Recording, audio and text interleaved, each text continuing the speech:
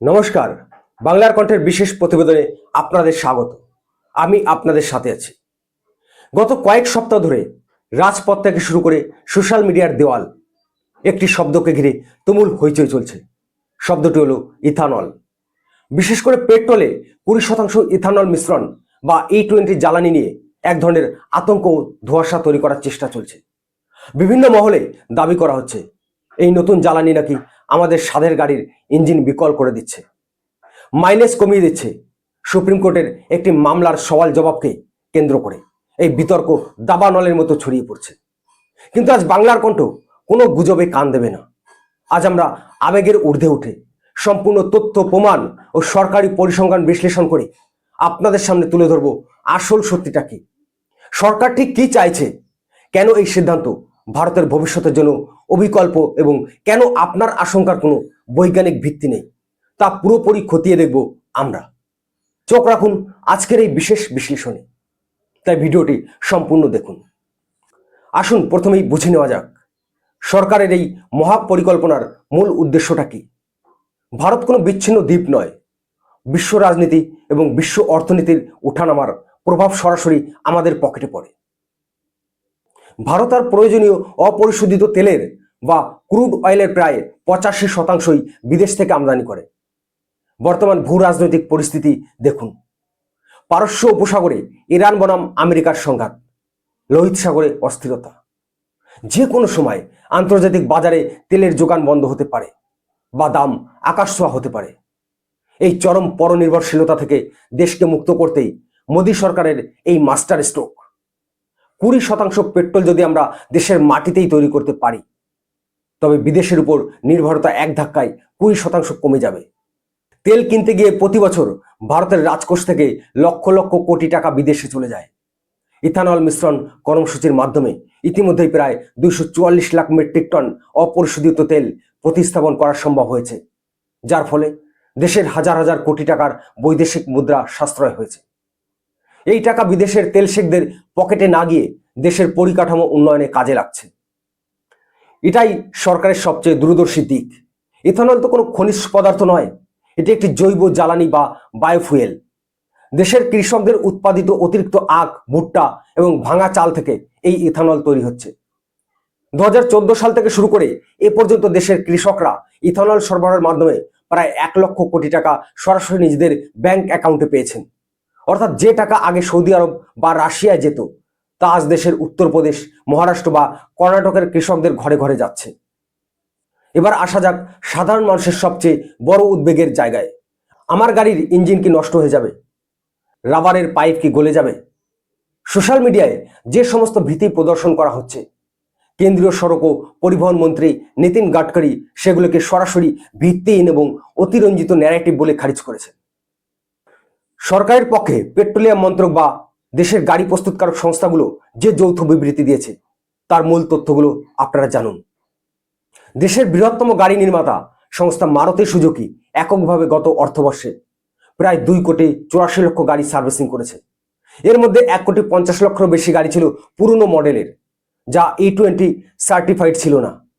Maruti সুজুকির official report বলছে এই 1.5 কোটি গাড়ির একটিতেও ইথানল জনিত কারণে ইঞ্জিনের ক্ষয়, জং ধরা বা রাবার উপাদান নষ্ট হওয়ার কোনো প্রমাণ মেলেনি। হিরো মোটোকর্পের মতো দেশের বৃহত্তম টু হুইলার প্রস্তুতকারকের ফিল্ড ডেটাও ঠিক একই কথা বলছে। সমালোচকরা বলছেন ব্রাজিল এই প্রযুক্তিতে আসতে কয়েক দশক সময় নিয়েছে, ভারত কেন তাড়াহুড়ো করল? সরকার পরিষ্কার জানিয়েছে ব্রাজিল যখন এই কাজ শুরু করেছিল তখন বিশ্বজুড়ে কোনো পরিকাঠামো বা প্রযুক্তি ছিল না। ভারত ব্রাজিলের সেই দীর্ঘ অভিজ্ঞতা এবং আধুনিক বিশ্বমানের প্রযুক্তিকে কাজে লাগিয়েছে। তাছাড়া ভারত এক লাফে 20% যায়নি।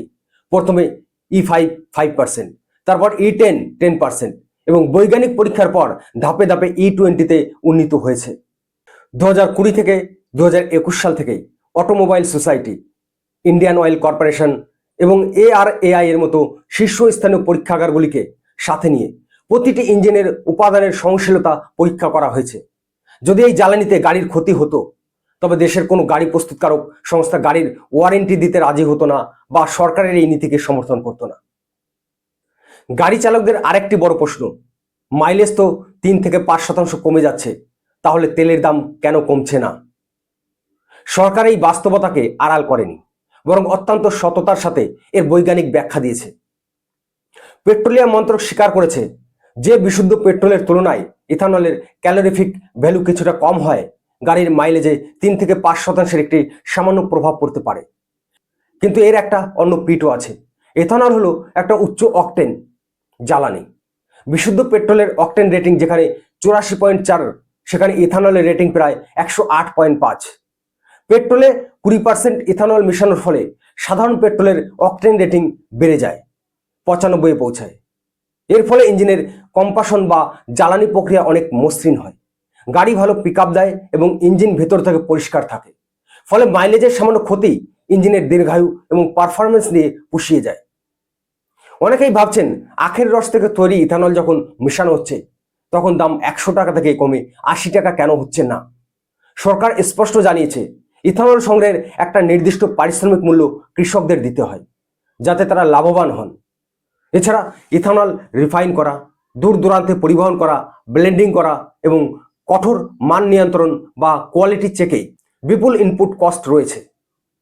সবচেয়ে বড় সুবিধা, ইথানল মিশ্রণের ফলে ভারতীয় বাজারে তেলের দাম আন্তর্জাতিক বাজারে অপরিশোধিত তেলের তীব্র ওঠানামা বা যুদ্ধের প্রভাব থেকে অনেকটাই সুরক্ষিত থাকে।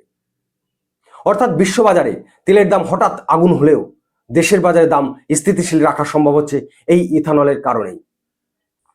অনেকে আবার দাবি তুলছেন একই পেট্রোল পাম্পে বিশুদ্ধ পেট্রোল, E10 এবং E20 তিনটি অপশানই রাখা হোক। আপাত দৃষ্টিতে এই দাবিকে যৌক্তিক মনে হলেও দেশের জ্বালানি বন্টন ব্যবস্থার বাস্তবতায় এটি যে কতটা অসম্ভব তা সরকার খতিয়ে দেখেছে। ভারত জুড়ে 1 লক্ষেরও বেশি পেট্রোল পাম্প রয়েছে। এই বিপুল নেটওয়ার্কের প্রতিটি পাম্পে যদি 3 ধরনের জ্বালানি রাখতে হয়, তবে প্রতিটার জন্য আলাদা আন্ডারগ্রাউন্ড স্টোরেজ ট্যাঙ্ক, আলাদা পাইপলাইন, আলাদা ডিসপেন্সিং মেশিন এবং আলাদা পরিবহনকারী ট্যাঙ্কারের প্রয়োজন হবে। রাষ্ট্রায়ত্ত ব্যাংক এবং তেল সংস্থাগুলো ইতিমধ্যেই ইথানল পরিকাঠামো তৈরিতে লক্ষাধিক কোটি টাকা বিনিয়োগ করে ফেলেছে। আর এখন যদি আবার পুরনো ও নিম্নমানের জ্বালানি পরিকাঠামোতে ফিরে যেতে হয়, তবে সেই বিপুল অপচয় ও অতিরিক্ত খরচের বোঝা শেষ পর্যন্ত সাধারণ করদাতার উপরেই এসে পড়বে। প্রগতির পথে এগিয়ে এসে আবার পেছনের দিকে হাঁটা কোনো দূরদর্শী সরকারের কাজ হতে পারে না। তাই বিশ্লেষণের শেষে এসে একটা বিষয় কাচের মতো পরিষ্কার, পরিবেশ দূষণ কমানো এবং ভারতকে জ্বালানি খাতে স্বনির্ভর করে তোলার জন্য এই ইথানল বিল্ডিং প্রোগ্রাম বা ইবিপি একটা যুগান্তকারী পদক্ষেপ। 2025 থেকে 2026 সালের মধ্যে 20% ব্লেন্ডিং এর যে লক্ষ্যমাত্রা ছিল, ভারত তার সময়ের আগেই সফলভাবে অর্জন করেছে। সোশ্যাল মিডিয়ায় ছড়িয়ে পড়া আতঙ্ক মূলত তথ্যের অভাব এবং কিছু ক্ষেত্রে রাজনৈতিক উদ্দেশ্য প্রণোদিত প্রচার মাত্র। কোটি কোটি গাড়ির অনফিল্ড ডেটা এবং বৈজ্ঞানিক প্রমাণ বলছে E20 জ্বালানি সম্পূর্ণ নিরাপদ। হ্যাঁ, পুরনো গাড়ির ক্ষেত্রে সচেতনতার প্রয়োজন রয়েছে এবং গাড়ি প্রস্তুতকারক সংস্থাগুলিকেও সাধারণ মানুষের সাথে আরো বেশি যোগাযোগ বাড়িয়ে গাইডলাইন স্পষ্ট করতে হবে।